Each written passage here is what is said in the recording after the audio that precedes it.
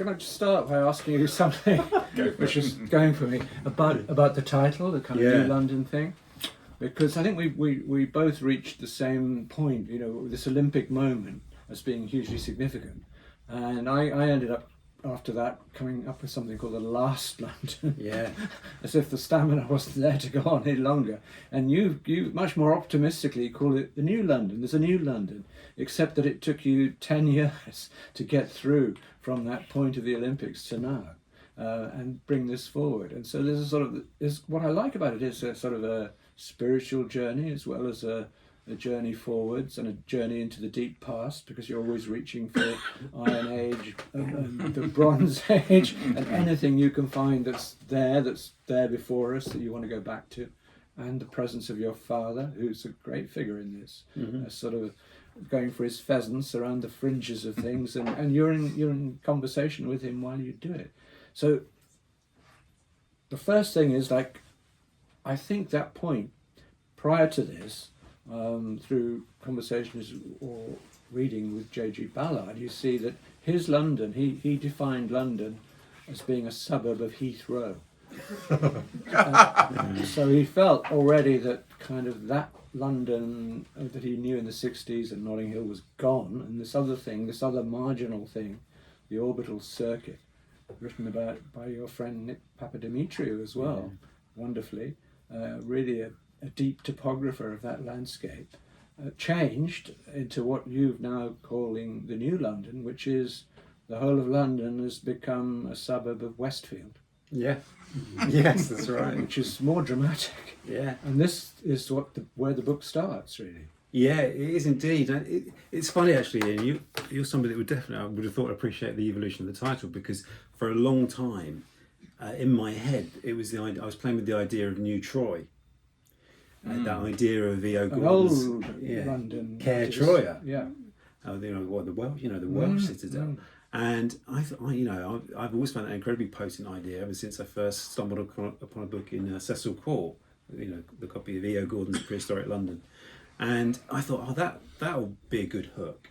And really, what I wanted to write about at that point is a follow up to this other London, because I touched on the mythology, some of the mythologies of London. I touched on that particular story when I walked across the Penton Mound, because I used to live there, at the top of Pentonville Road. But then over time, reality took over, and the narrative presented itself rather than me imposing myself upon it. But in the back of my head, I still had this I still found that a valid parallel, this idea of London being this city of visions, being a city of rebirth and renewal and new beginnings. But actually what was being seen here, this new London, wasn't the kind of vision that we would welcome or that we were looking forward to at all.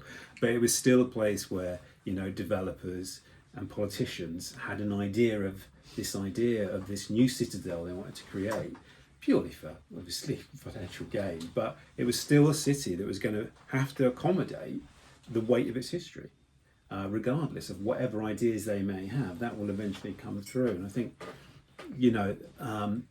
I've got to be honest, I was really relieved to find that Bronze Age village near the aquatic centre. I was going to call it, what people locally in Laton call it the swimming pool. Near the swimming pool, which has become now, it's no longer the aquatic centre.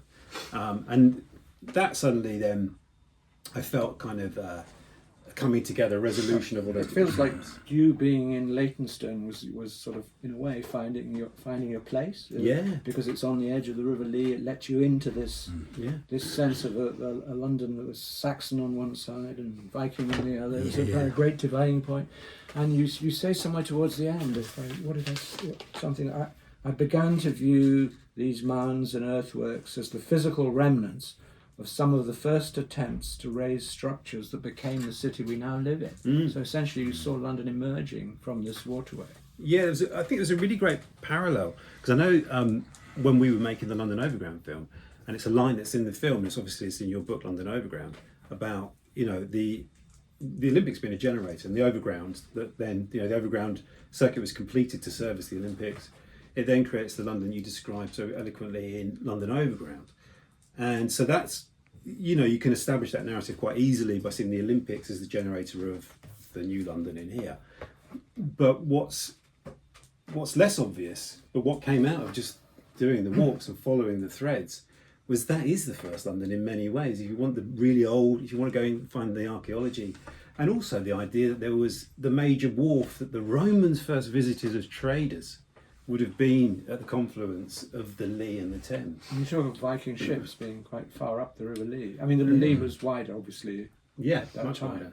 and very significant. And it kind of got buried as being somewhere insignificant at the end of the Second Industrial Revolution, when it was very important. Very true. And we had all the stinks and smells, and which was a kind of damned landscape by the Olympic planners. They said all this is horror, all this no, but they kept saying there's nothing there. That was what really got up my nose, because there was so much there. Yeah. You know, and the manor garden allotments, the communities you describe of people who were hanging on by thread and wanted to be together and were dispersed, the travellers, you know, the old cycle track, which was all these things were there, so much. and it was announced by some computer generated graphic that they weren't there, and that what was coming in instead was this sort of pixelated universe with a blue fence around it, guarded by Gurkhas, and anti-aircraft armaments being put up on the tops of flats where people had been thrown out to put in TV crews. So there was that nightmare,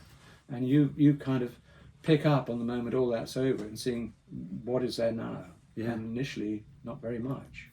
No, it was bizarre and surreal in so many ways, and you know, it'd never been my intention really to write about it, because in this other London, I do the kind of thing that you might be more used to in the YouTube videos. You know, the kind of wistful, But kind of there's stroll. such a thing of activism in the beginning of the Totally. book. You know, you're involved with communities that come together to demand that they can hold on to something they've got, and you know, you're recording that. Yeah. So it's an activist book that then becomes a sort of antiquarian. Yeah, exactly. Well, Which is a very odd combination. I like the idea of being an activist antiquarian now, actually. Yeah. I like that's some interesting. Get a t-shirt. Yeah, I mean, it was all kind of, in that sense, it was kind of accidental in that I'd done a loop of the park with a guy called Chris, who had done this before. He'd done a map. There was a project called Mapping Your Manor that the wonderful Lucy Harrison had done, and Chris had led that walk. Chris had been a block organiser on the Clays Lane housing co-op on the Clays Lane.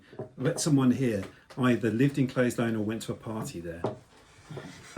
No, it's the first time. Yeah. There you go. There you go. So there's always- It's an amazing community, but you know, built on top of the sort of luminous watch factory stuff that was buried in the ground there. So essentially, people didn't particularly want to be there, and they made a community there. They made it work, and then they did more. And so I was doing this walk with Chris, who was giving me, you know, that view of it, and also the disruption to his mental map and all that stuff. And then we ended up. He said, "I'll take you somewhere interesting." That's where we ended up on the Carpenter's estate, and it would be familiar to you because you'd have seen it during the Olympics. It was where the Olympic Broadcast Centre was, in one of the towers that was often used in many films like Attack the Block and numbers where they got the horror housing block.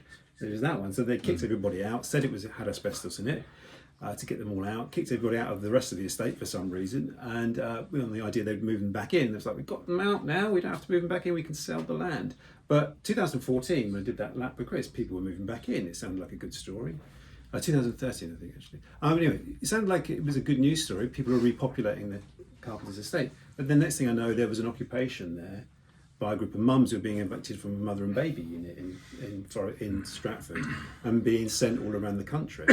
So I felt like, well, I've done the walk with Chris. I can't just leave it there with a full stop and say, oh, you know, this is what used to be, this is what's happening. I felt like I had to go and offer some support, but the only support I could give people is doing what I'm doing right now, is filming myself, talking. So I thought I could do that and then make some noise. So the activism that came out of it was quite accidental in many ways. It was in Hoxton as well. And then in Hoxton, well, that was the thing that was the going on at the same time, because I jumped in to help the Clays Lane thing, and then a friend of mine, Russell Brand, had said, oh, some people have come up to me in the street and said, can I help them? They're being kicked out of their estate in Hoxton. He said, I don't know what to do. Sounds like your kind of thing.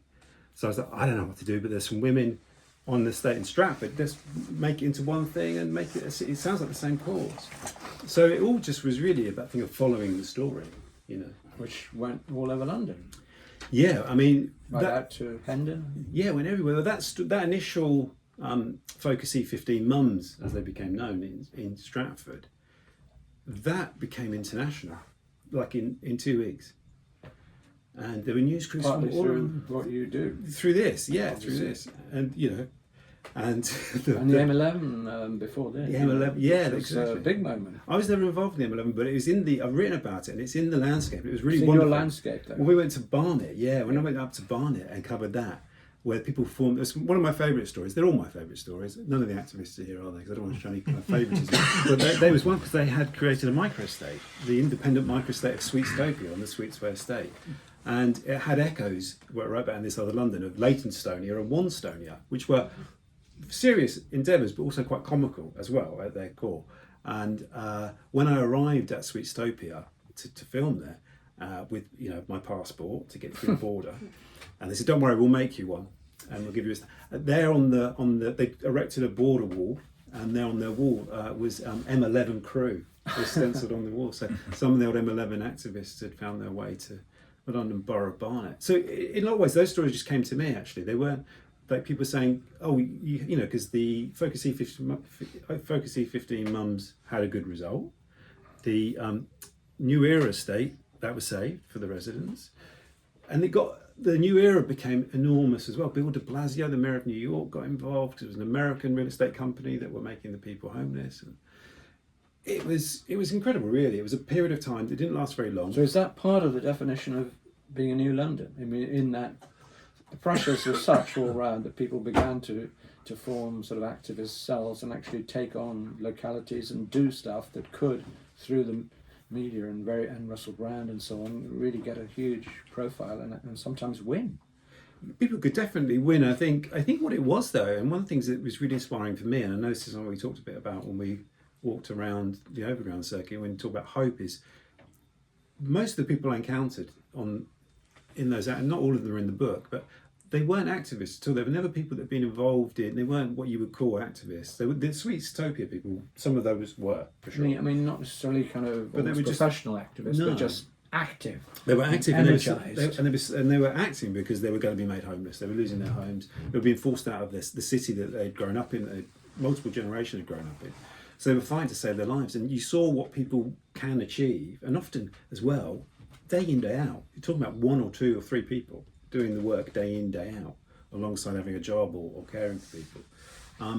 And so that was incredibly inspiring and ad hoc. And in terms of the new London, I guess what happens is, in that situation, when something new is made, it sometimes involves conflict. And what I sort of found myself in, what it felt actually, something that was going between a lot of these campaigns, if you like, but was that it was a series of conflicts, and that London suddenly, for about a year, it felt like I was in this kind of combat zone, if you like, of people who were, had a lot at stake. But then beyond that, there's a whole other strand that you've done a lot of. This is undertaking these walks. Often, I mean, sometimes it's relatively short, sometimes big walks. I mean, and you feel that your family life is sandwiched around that. You sometimes have to pull out because you've got to go back to do the school run and collect somebody. Or I've been out with you and the phone goes and there's a washing machine being delivered or something, all that stuff. And the walks themselves are in that kind of older. I think you were interested in the writers of the early 20th century who were walking into Epping Forest and describing it and finding new trails and tracks. So there's that kind of strand of that which people responded to through the videos you make in a big way. I mean, big numbers. Yeah. Especially during the lockdown period. That's right. I think it's that idea of the hyperlocal became very relevant to people during lockdown, didn't it? Pathfinder, one of those writers from the early 20th century, in one of his books opens with the quote, "Adventure begins at home." And I think it's funny, he's writing that in 1910, 1911, when people, I think it was the first sort of P&O cruises, and you could start to explore the rest of the globe. It was, and it was like, no, the real adventure is just outside your doorstep.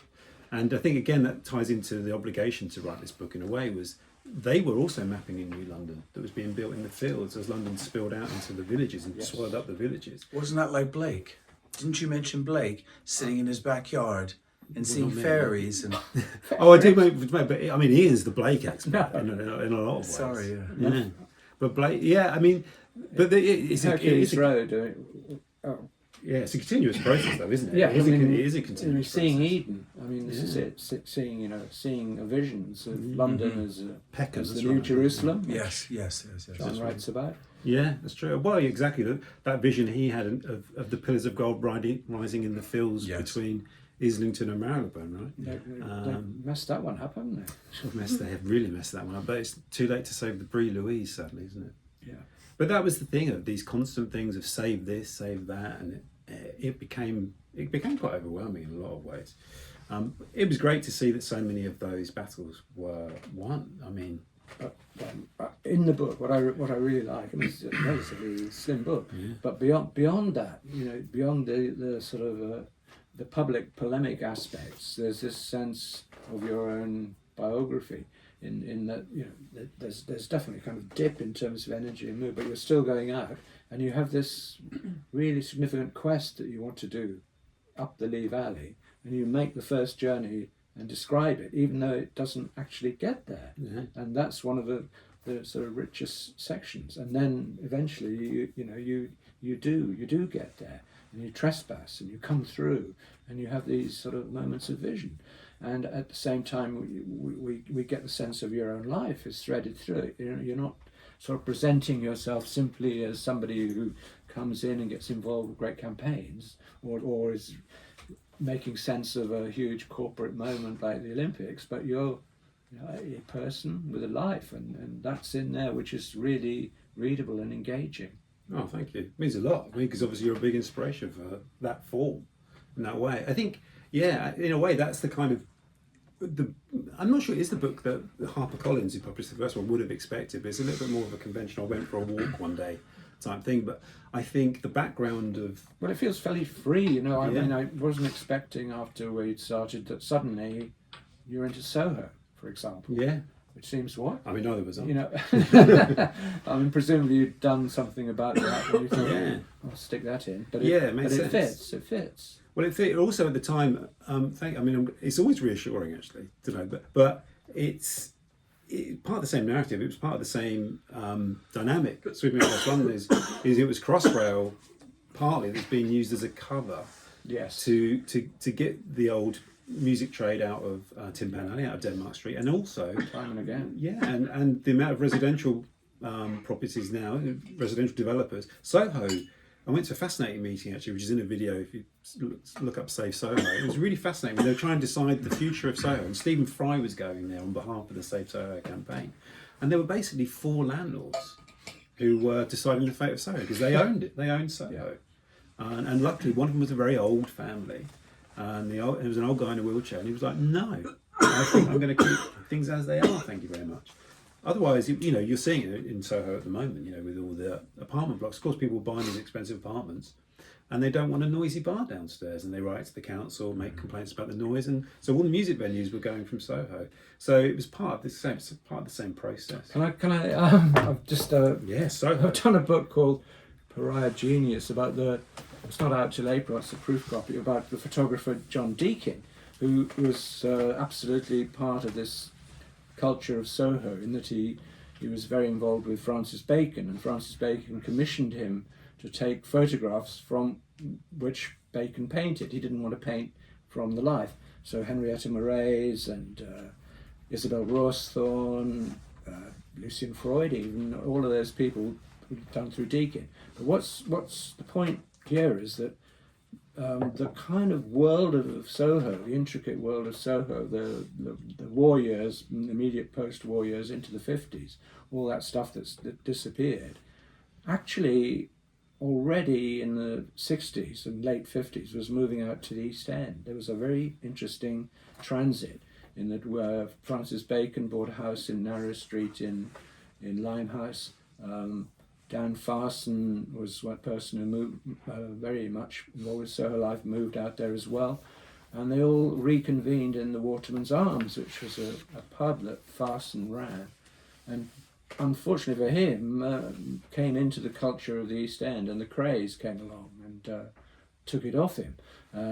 But that whole story of the toing and froing, the taxi out from Soho, was finding them, dropping them down, and what they imagined was like sort of Oscar Wilde's Dorian Gray or De Quincey or something. The East End was this romance, and Bacon could not actually live there. I mean, he lived there, he had a house there, but he couldn't paint because the light was too much. It was beautiful, you know. I don't want to be Oscar Kokoschka. I'm not going to get involved with a rivalry there. So I was working as a gardener in Limehouse Church, and he'd walk through there every day and get a bus up to Kensington, so that he could go into a room with a light bulb and the windows drawn, you know. So that kind of weird connection of London is another part of the story.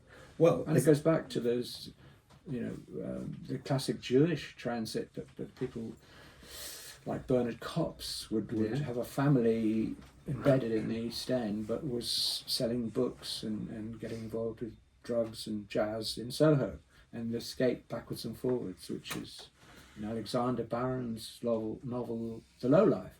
It's a guy who's a Hoffman presser living in Hackney, and as soon as he wins money on the horses, he takes himself up to Soho and treats himself to an enormous meal and a girlfriend, and then goes to a bookshop and he buys a whole shelf of books by Zola or something, goes back to bed in Hackney and reads all these books. So this is also the nature of London. It's astonishing toing and froing. Without there being a middle ground, there seemed to be the kind of the ghetto established life and this romance at the centre of Soho. And that then slightly wore away as we got into the new Hackney. You could have do a book called The New Hackney, because that's the sort of extreme version of what you've talked about here. Yeah. Do you think Soho, in a lot of ways, though? When I was digging into some of the stories of Soho, and I just was showing around, really it was the Save Soho campaign, Save Tin Pan Alley campaign, and they had a very particular focus on the music venues, but I sort of feel like a lot of the Soho stories have been sort of neglected a little bit. Do you think, because people have a very fixed idea of Soho? Written about Soho, but there is a particular kind of kind of bohemian thing, the bohemian and the kind of moment of the colony room, which were the interesting thing to me was the intricate connections between the poets, like Dylan Thomas and David Gascoigne and George Barker. All of those had a sort of status equal to the big painters, Bacon and Freud and Auerbach and Michael Andrews, and they interconnected in a sort of almost a New York sense that happened in New York later. And at the same time, they were kind of mingled with the criminal courts that were building up and doing the same thing, often connected to either East London or South London with the Richardsons. And above it all, the kind of property speculators who like Raymond, ended up owning half of Soho. Exactly. So all of this, combined with obviously older businesses like French and Italians and Maltese, all these who had come in and established themselves there. So it was a fascinating kind of version of what Whitechapel was for us in the East End, I think. Wasn't there an overlap? Who's the writer whose brother was also David Litvinoff. David Litvinoff. Yeah. That's an amazing family, and I mean the Litvinoff family grew up in Whitechapel, and there were three brothers. David Litvinoff, half brother to Emmanuel Litvinoff, was a very respected writer, writing a lot about Eastern Europe. He was very well regarded London novels, and his elder brother was a established Jewish historian. David was the wild card, and David got involved, with this Bacon, Freud. For a long time, he went around a lot of clubs and restaurants saying that he was Lucian Freud, because he looked slightly like him. So he actually drank free for a time until Freud found out about this. But Freud did a great painting of him called The Procurer. Oh, really? There was a kind of a Jewish hustler kind of thing about David, and David also then became a great friend of the Crays, and that didn't end too well. He was cut up and whatever. All right. And he became the technical advisor, whatever you want to call it, for the film performance. Mm.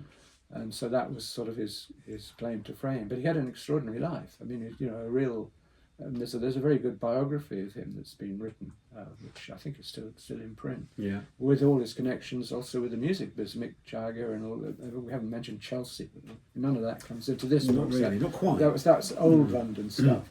But essentially, figures like Litvinov were people who moved between these various worlds, and the people who did that were, you know, his friends would be big film producers or whatever, or they might be some strange character who lived on the street and had a good story, like the Welsh vagrant called Davis. I mean, who became the model for Harold Pinter's caretaker. There was an actual character who David Litvinov got to know, and he used to take him around with him and introduce him to these sort of society figures, and eventually Pinter kind of picked up on this character and did a very good version of him in The Caretaker. But these are real people. I mean, so the real aspects of London enter all the fictional aspects too. Well, I remember you saying once about, I think it's when I interviewed you for the London Perambulator. So is Nick here? No, I don't think he's made us. And you talked about when you first met the wonderful Nick Papa Demetriou, who wrote an incredible book called Scarp. If you've not read Scarp, I massively recommend it. And you said when you first met Nick, he came up to you at St Luke's Church, and he offered his services as a researcher. And you said, first thing I thought is, here's a character. And writers are predatory creatures. We steal characters, you know. First of all, that's the first thing, and the second thing is, the nice thing about all this, as you've demonstrated in this book, is doing the research. Yeah. You're not going to get anybody else to go out and do these walks for you. I do know writers who do work that way, but for me, and I think, you know, for you as well, the whole thing, the journey is the book. Yeah.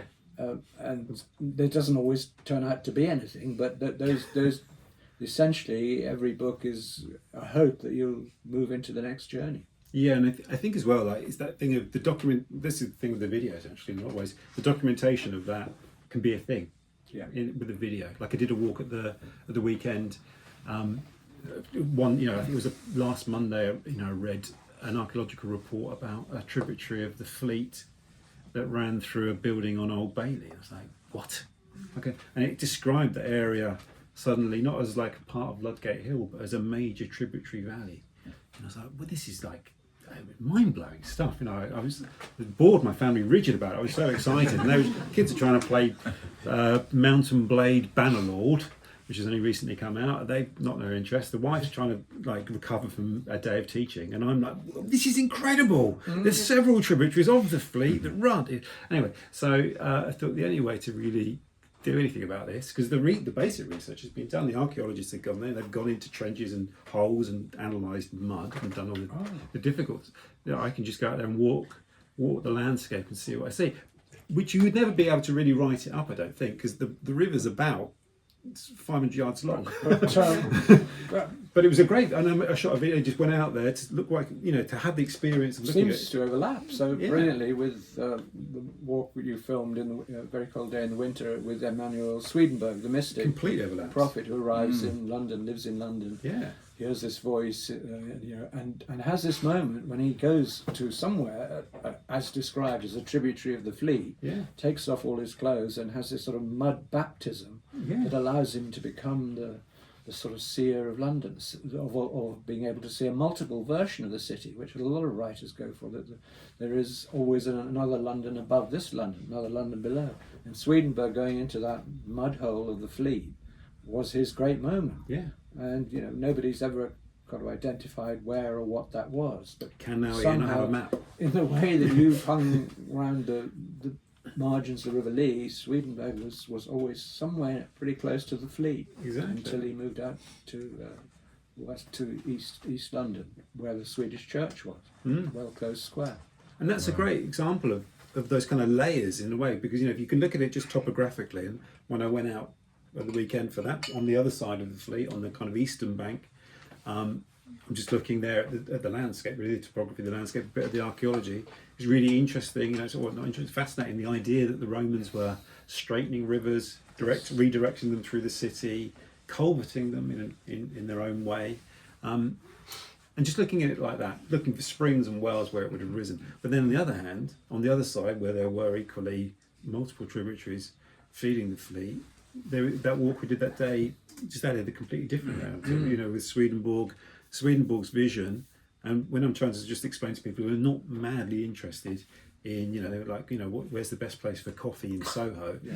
You try and explain to them the significance of that, you know, and you go, well, without Swedenborg, there's no Blake's vision of London. And without Blake's vision of London, there's none of this. There's none of what we do. You know, without you doing it, I don't do it.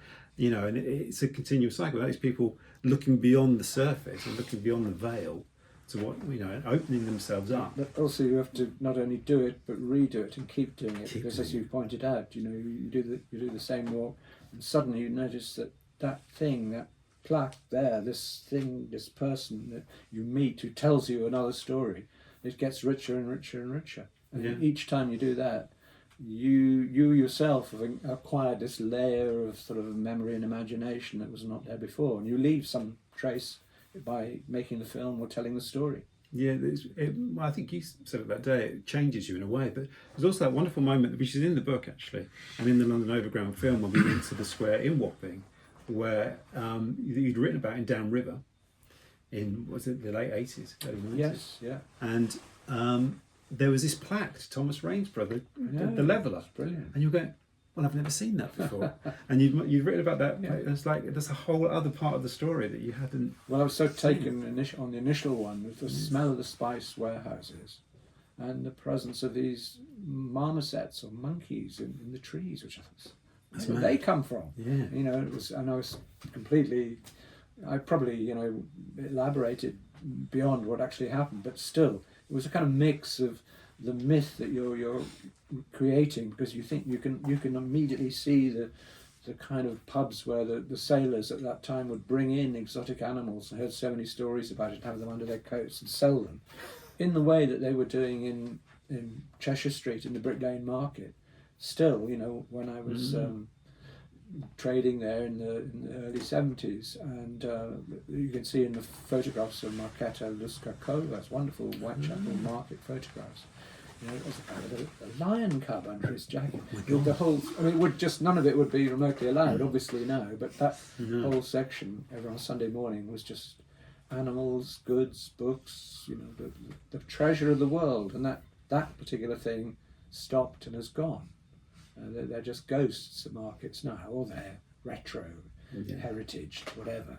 But luckily enough, I think that this old London, for me, I think sort of eventually stopped around the time Margaret Thatcher came in 79, the end of the 70s, because things like, you know, we were talking about the Fowl Buxton family and Trimmer's Brewery in Brick Lane.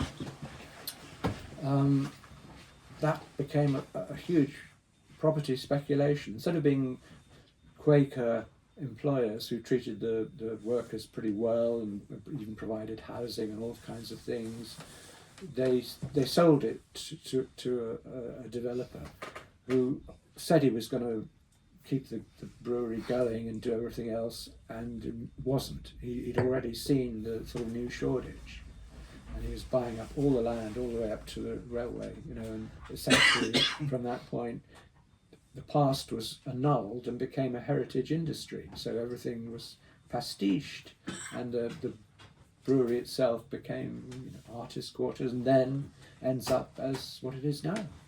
And that process was the late 70s. And they actually had paintings in the brewery by Hogarth, and took them away and flogged them and put up copies, you know. And that was sort of what was coming, because the whole industry of the sort of Xeroxing of everything, you know, even with the graffiti on the wall, you see people frantically filming it all, and then the next day it's all gone and another load has come on the top of it. Well, that was one of the things with the Olympics, with the post-Olympic, the Olympic legacy was when they moved into the area around Hackney Wick, that they removed the graffiti that was there, that they'd been using to advertise the artistic vibrancy of the area and all that kind of stuff. But then, because graffiti was part of the heritage of the area, they then commissioned graffiti artists to replace it, and then they put a coating over it so that no one else could graffiti over it ever again. It was like you could have just left what was there, you know. But it was a strange idea of how they saw. The Banksy appears on the seafront in Hastings, and the council rush out the first morning and put perspex around it, sort of satirising bankers. So it becomes in itself. Otherwise, people are going to get bulldozers out and try and take the wall down and flog it. So you can't, you know, and this is a problem that we have with doing books, is you can't actually sustain a level of critique, because if it's successful, it becomes part of the brand. You can't. I remember I was thinking about this earlier today, that one of the sort of first things I did writing was to do political satire. And there was a time of the new Labour government when, you know, the first new Labour government, when no one wanted to criticise it, you know, because everyone was so happy to see the back of the Tories and everyone thought it was so wonderful. And I've been living in Australia. I thought, no, this is bullshit. This is just like the Tories with a younger, you know, different, more palatable front. Obviously, let's not get into critique. That's a very superficial critique. But I was like, so I thought it was funny. So I wrote a political satire about it, pointing out the hypocrisies and all the fallacies of what they were doing. And I took it to Labour Party conference, and it was a song and dance thing. It was like a musical thing, and I put it on as a meeting. So it was listed in the Labour Party guide, the Fringe guide. Or, you know, here's a meeting about pension reform. Here's a meeting about this, and here's a meeting. It's called the whatever cabaret. Come along. And they did the thing. And the big thing that I was critiquing was the whole culture of spin doctors and special advisors. That was a big thing with New Labour. Alistair Campbell, Derek Draper sadly passed away.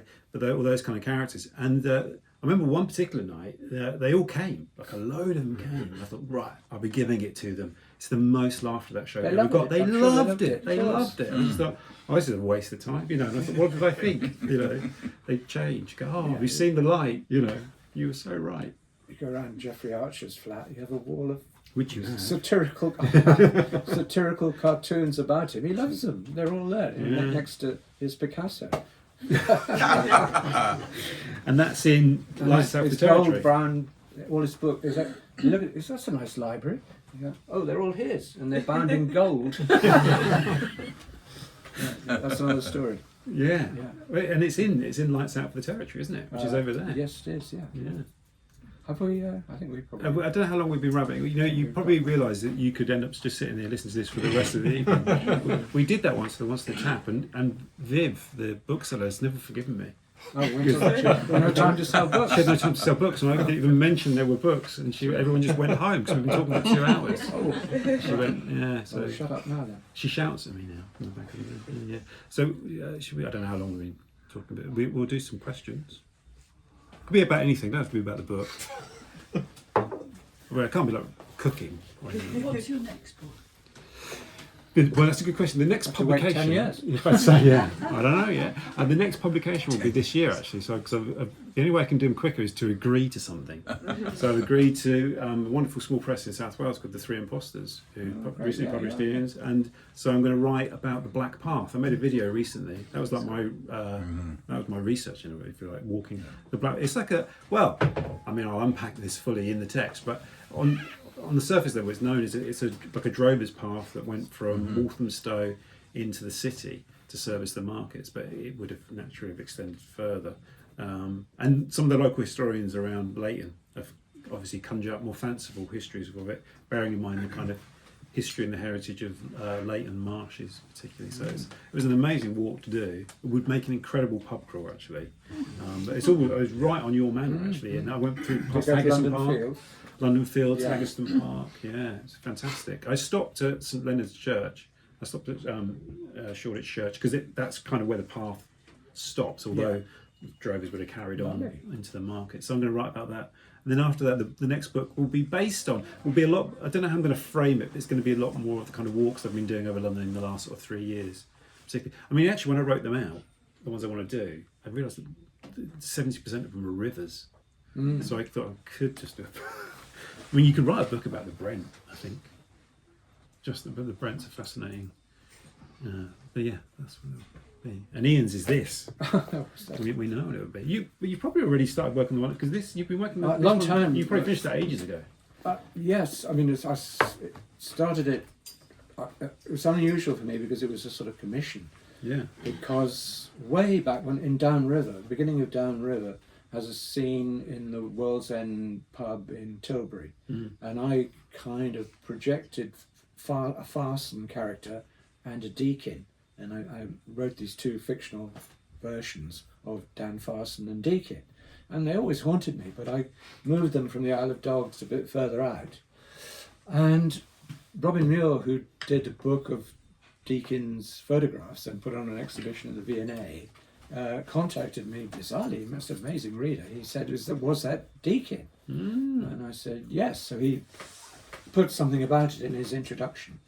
And somebody picked up on that and said, are you interested in Deacon? Because we're looking to do a book about him. And I said, yeah. I've been very interested for years. And that, so it started out as not a straight biography, but I was it was COVID, it sort of hit, and I got landed with 17 enormous albums of his photographs. Because when he died in Berwick Street, I mean, he died in Brighton rather, but his flat in Berwick Street had just boxes of photographs under the bed. He'd given up being a photographer.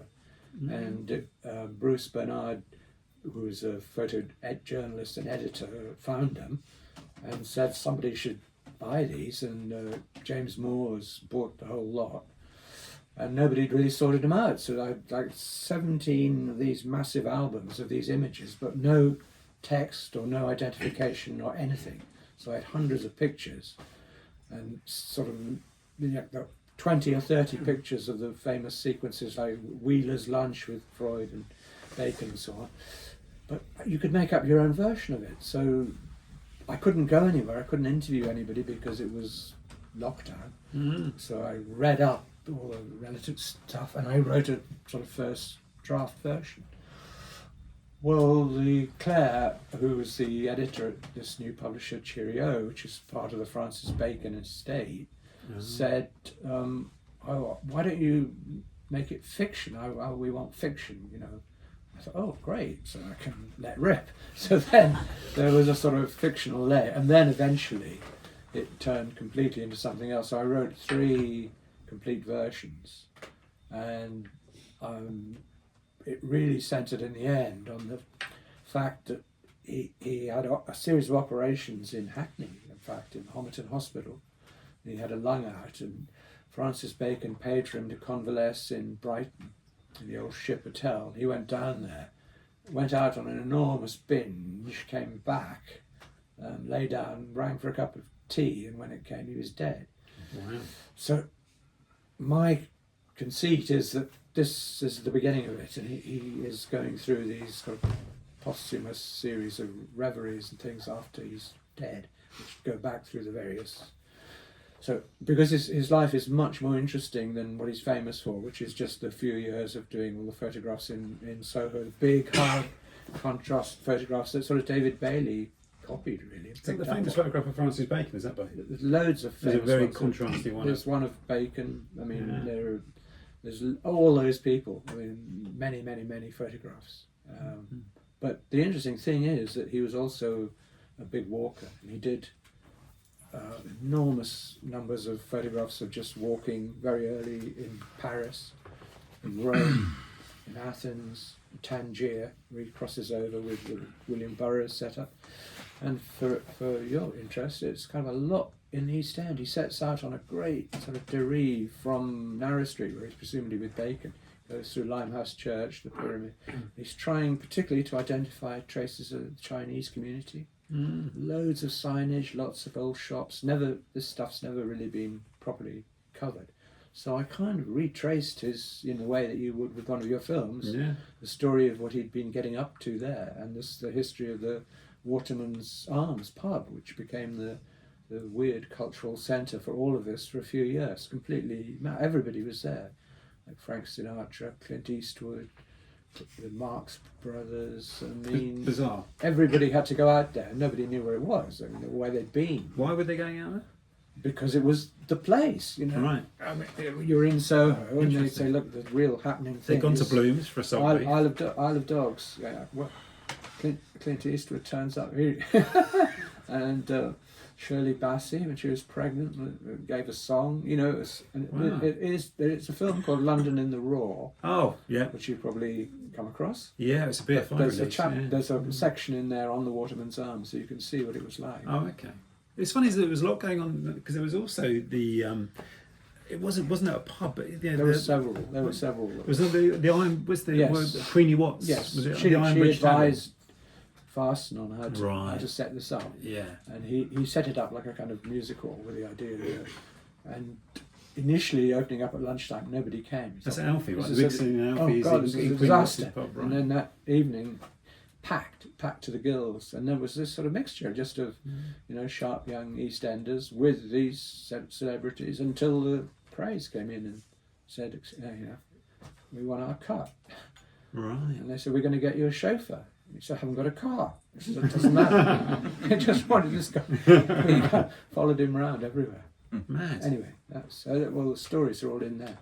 Right, genius. Any more questions? There's got to be more questions. I have a question for Yeah. you both. Is the next London, or the new London, in reference to your lovely book, The Last London, is the new London the Edgelands, which you often both reference? Is it the Edgelands? Because in one of your videos, John, an artist friend of yours was talking about where are the artists moving to, out of Bethnal, out of Whitechapel, and he said Ilford. So I live in Walthamstow. Do you feel that the fringes or the Edgelands are the new hope or the new London? I would quote you here actually from London Perambulator, where there was a big section that with my mate Nick Papa Demetriou, and Nick's territory Yes, was the yeah. northwest, Yes. around the River Brent. Yeah, funny it was the enough. first place I moved to when I moved from Canada. Right. To was Edgware. Yeah. So when you talk about the Brent and stuff, That and the was, Scarp. that's right. And I remember when I interviewed you about that in 2008, and one of the there were just themes actually. The questions were just themes rather than specific questions, and one was, you know, on the Edgelands, you know, where are the Edgelands? And you said in the future the Edgelands will be in the centre. Yes. And so if Yeah. Nick wants to Exactly. find that's the one of my Edgelands, he'll have to go into questions. the The centre. centre is Yeah. sort of Yeah. notably, especially when we did the London Perambulator. We walked around the orbit of the Overground Railway, and you filmed it. But the real one was doing it at night, doing it in reverse direction, round in a single night, round the whole thing with Andrew Yeah. Cotting, and discovering that those bits were dead. You know, that this parts of the centre had become weird edgelands. Yeah. Parts of Chelsea and Kensington were unoccupied. We were going through endless. Whereas out on the edge where we'd been, it was lively. I mean, there were things going on. There were people, you could see through windows of houses where people, you could actually follow the game Arsenal was playing Yeah. through all these TV sets as we walked. Right. Which was mad because it was in Canterbury Yes. as well. Oh, you wasn't were it? there. So for I was the there. It first was in part, yeah, Canterbury, yeah. and you could hear the game, Yeah. and you could watch it through someone's window, which we did, which must have been unnerving for the people inside. These three blokes And watching. then suddenly we hit this empty quarter, as it Yeah. were, and saw a ghost and all kinds of amazing things. So in a sense, the city turned inside out. And exactly the interesting people. In Walthamstow, they used to be in Hackney, but they can't. So they go to Walthamstow. They go to Tottenham. People even were. Don't they call Walthamstow the new Islington? I hope not. that would be Mainly they go to be horrendous. Hastings and St Leonard's or the other way, like Ramsgate, Margate. Yeah, Yes. it's totally right. And also, if you look at the I building, mean, when we plans- say they, who are we talking about? Sort of particularly Us. artists or writers or people who are not. I mean, it's actually or you're expelled that day. You used to be people Yeah. who didn't have any choice about it, were just dumped there because there were all the boarding houses were no way to go there. take didn't money they? from the council to put people up. Didn't want to be there. No. Now they do. Yeah, and it is. I mean, it's interesting when we were doing talks for London Overground, the film, and we were doing, I filmed London Overground. That's in the book. At the same time as some of the videos I was making, the activity type stuff was going around. We were getting invited to talk at these things about the future of London. What's happening in London, what next, all that kind of stuff. And I got sick of it in the end and started turning it all down. And one of the things that people would come up to us and say, funnily enough, they would say two things. They would say, if you want to find that artist London, Bohemian London, you've got to go to Berlin. This was obviously 2016, 2015, 2016. It's in Berlin or it's on the canals. And I think at the time I was like, I think we probably both reacted to that, like, hang on, the canals are just sort of like hipsters sort of slumming in their tiny home. And actually, but then I spend a lot of time on the canals now, and you really do see how, you know, it's not easy for people on the canals, no, is it? it's bloody hard, isn't it? I mean, I know hardcore people who've been pushed out further. They've been pushed down. Yeah. They've been pushed out. Up at the store, there's a lot of kind of artist communities and things. Yeah. around. Yeah. I remember someone telling me about that. So actually, no, not the Lee anymore. It's the store now. You know, Before before you know. converted mills that sort of converted into little artist studios and things like that. Well, it's true, and you see it in Thanet to a degree. Yes. And Ramsgate particularly, and you know, and St Leonard's very much to a degree, St Leonard's and places like that. But well, I mean, you know, I was like round about the turn of the century. I was calling it the new Hackney, but now it really is. It's alarming, you know. Kind of everybody I can think of is sort of moved down there because you get a bit more room, and there's so many galleries, and so I think those South London. not It really. doesn't get mentioned. no, there's South East London. is there such a place? Where? You always say you neglect it. I do. Don't I mean, you? Do you know what? I've Deptford is, been praising it recently. we hear a lot You about have, Deptford you have, yeah. from Andrew Cotton. Yeah, we do a lot of Deptford. Very We've done loads important of place for him. We've done loads of Deptford. He would love to be back there. Would you? Yes, I mean that was the kind of high point really of his life, was living in the the estate down there, Pepys Estate. getting up Pepys Estate near the river. I had a flat, and the kind of energy of the comedy scene, all the people he knew who were doing stand up, all the kind of scrap metal dealing. Malcolm Hardy, wasn't it? On his boat? Everything. I mean, that was the high point of his life, I think. Yeah. Yeah, I mean, South London is interesting. I mean, I think in terms of, I did some great, my best walks last year, my favourite walks last year were in South London. I walked the River Shuttle at the beginning of the year, which was my favourite walk of the year in a lot of ways, actually, which was amazing. And so I think, and walking the Quaggy was a real revelation. So these are just all the way it rivers opened up. again. Rivers again, you know, just but it's that thing of sometimes on a basic level it's laziness in a way, in that because obviously I struggle with navigation a little bit, and so I feel like if I'm following a river, I just like keep going, keep following the water and find the river. But also it's a really great device to open up the landscape if you're trying to find a theme or trying to pick a route. I feel like a river's just a great entry point into the landscape and follow the stories. For me, the really, I'm the same. You know, I mean, I wouldn't be here if it wasn't for the rivers. Going to Peru and another sort of complete detour from all this, tracing a kind of family history, and being on the river Rio Perenne was astonishing. And in the film that Grant G made of the book I did called The Gold Machine, he keeps doing these shots where the camera kind of goes under the water in the Perenne. They all thought he was mad and he was shooting it, and it kind of comes up and there's Canary Wharf. So he's kind of taking up that Joseph Conrad conceit, which is at the beginning of Heart of Darkness, where you're in a boat that's marooned off Gravesend, and you see that the Thames is all rivers. It's everything, and this hell on the horizon. These buildings are upstream in London are also the kind of Heart of Darkness themselves.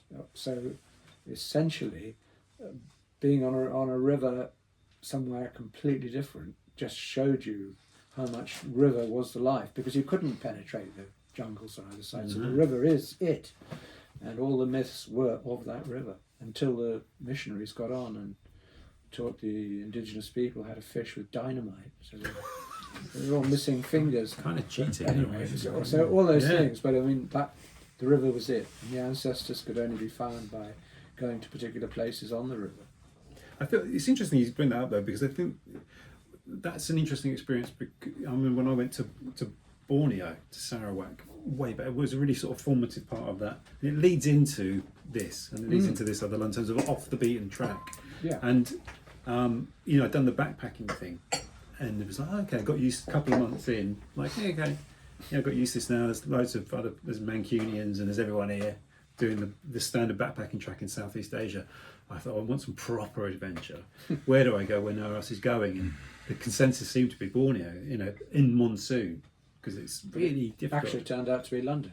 Well, but Leytonstone. and it's the same thing is that the only way you can navigate Sarawak is by river. Yeah. I mean, literally the only way to get around. You can't go, and everyone lives on the riverbank. And but that was the thing where I thought, right, the thing was to go and stay in an Iban longhouse with the Iban tribes people, which apparently there's this sort of tradition of hospitality. So if you turn up, they have to house you, So I just need someone to take me there. So I had to go as far as you could go by scheduled transport. And you got a big boat. The boats got increasingly smaller, and then eventually got off at this place called Song, and I walked. And it was like from the boat I could see. Oh no, this is just a one-horse town. It's one street. It's just some shacks and huts. This is definitely the middle of nowhere. Maybe this will do. Maybe I don't need to go any further. I started to get a little bit scared, and I got off the boat, walked down the one street, and there was a guy there came up to me and said hello in the latest Tottenham away shirt. The third choice kit or something. I was like, what the hell did that get me? But that idea of that London would have looked a bit like that at one point. The river would have been wider, the tributaries would have been, Well, the marshes would have spread out from there. Back to the Bronze Age. the village, the people we were staying with on the River Perenne. It's like, Ian, when you talked about Swedenborg coming off the ship and getting illegally to shore, Yes. and if he wasn't who he was, so that was the urban jungle. Yes. I was just going to pick up on the T-shirt thing. Is that we'd been staying in this village for 4 or 5 days, and we're exchanging gifts when we were parting, and we had all kinds of stuff we gave, and none of it. I mean, it was sort of taken, and the guy was just passing it on to the women. So you have it. Oh dear, this is not good.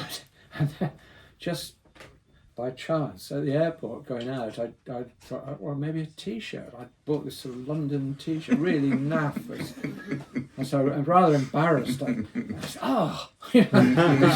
This was it. It was so pleased that the shaman rushed off and got me this bag which he used to go in the jungle and get his ayahuasca and whatever in, and he said, you must have this because that was really important. So I've used it ever since. And someone is wearing this kind of awful T-shirt with a London bus and a tower. You got the better end of that bargain. Also, I love the fact that Ian's probably not just by me referred to as the London Shaman. The London Shaman's got a shaman's bag. This is the biggest revelation of the night. It doesn't look like it would be, but I mean, this guy. I mean, it's in the Gold Machine film. You see him goes in with a machete and he shoots off in finds that hurt. So it's wonderful. This is the most appropriate Yeah. bag you could have ever had. Was that an indicator that we've been going on for 2 hours now? Because literally time has no meaning anymore. Probably, isn't it? One final question, or So, the first book I ever got when I moved to London from Ireland, the first book of yours I read was The City of Disappearances, which I think was too early for you, John. yeah, well. So, if you were doing an essay for that book or a piece, what would it be? Yes. City of Disappearances. Oh, that's really good. Interesting. That's really good. Do you know what? So I should. There's lots of things, but one of the things, if I had to do something for that book, bearing in mind the things that people And another write, version. I mean, really, it was a book which should be brought up to date because it's continuous. Yes. Continuous. It would probably. Do you know what? It'd be something around. There's a place in Leytonstone. If I had to sort of do it in a focused thing, there was a place called the 491 Gallery in Leytonstone. And in many ways, it tells so many stories. It's gone now, so it's disappeared. It's been knocked down. But it took a while to bring it down. And it was a legacy of the M11 Link Road, the building of the Link Road that went through Leytonstone, that caused so much destruction and displacement and knocked down so many houses. That story is quite well told in various places, but I tell it a little bit in This Other London.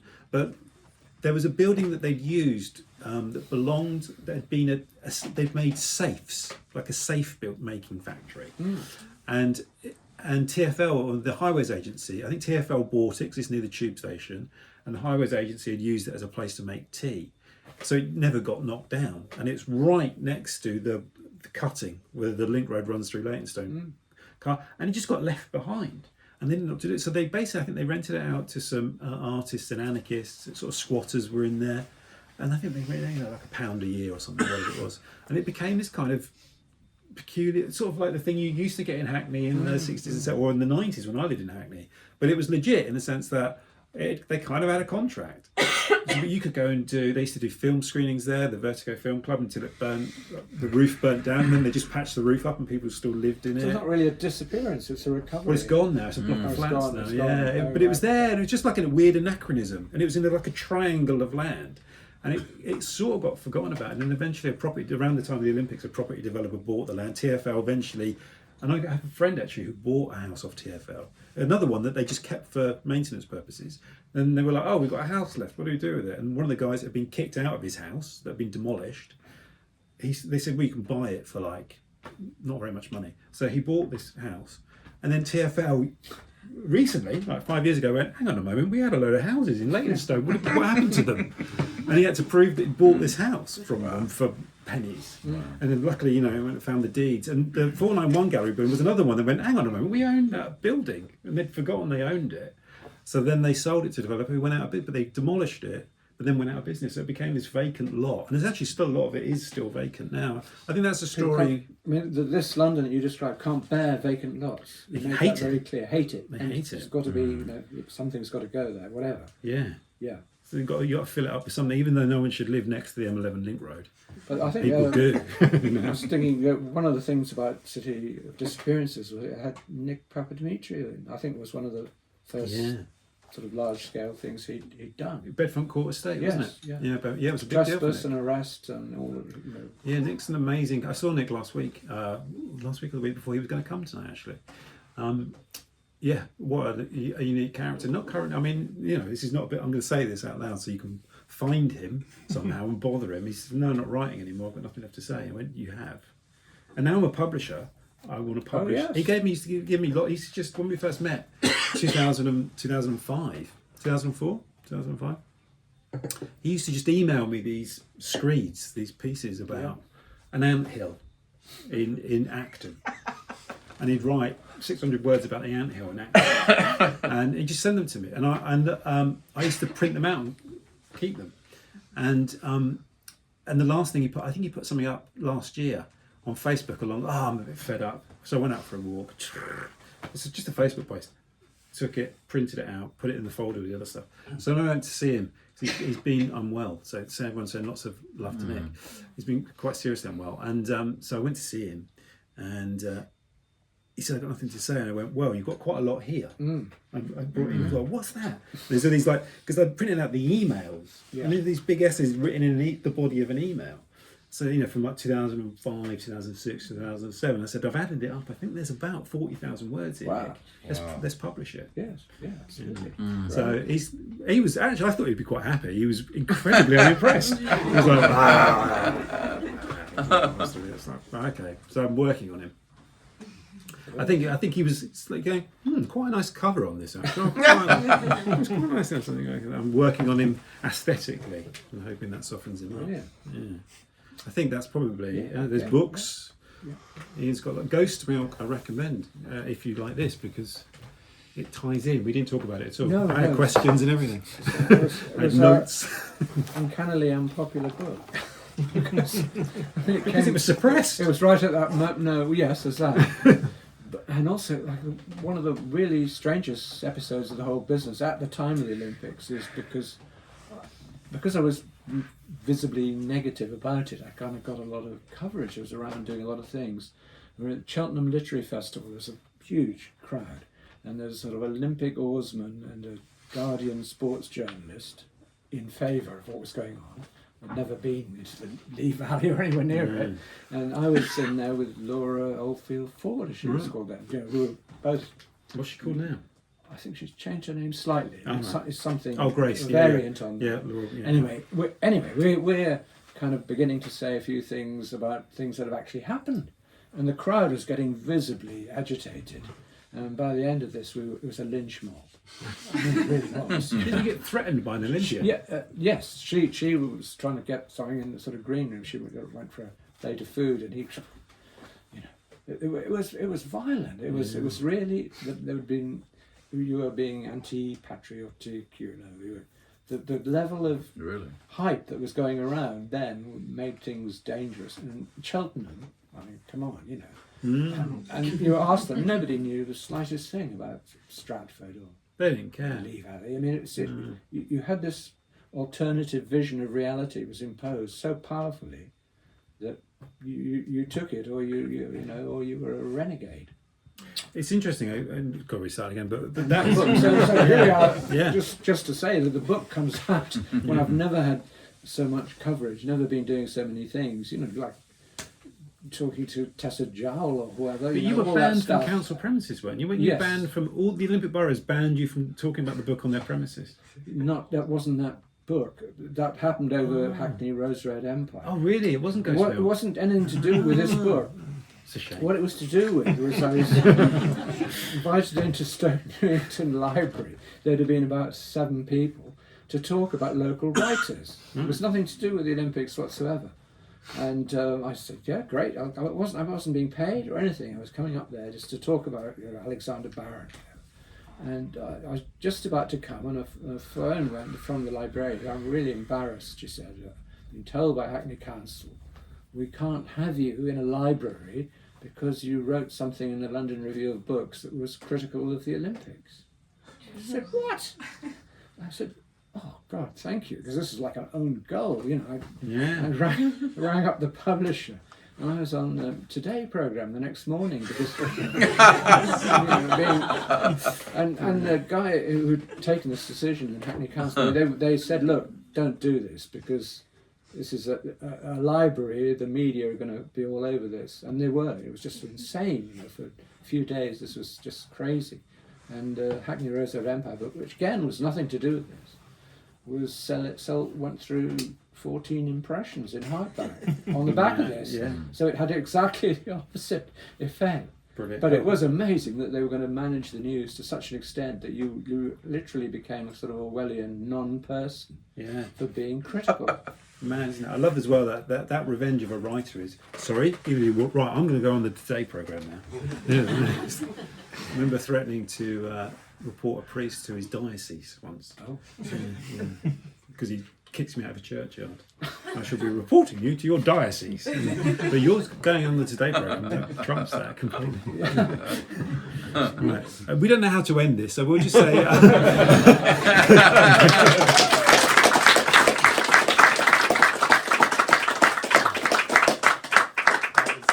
I promise we'll never ban either of you from Hatchards. Or perhaps we should.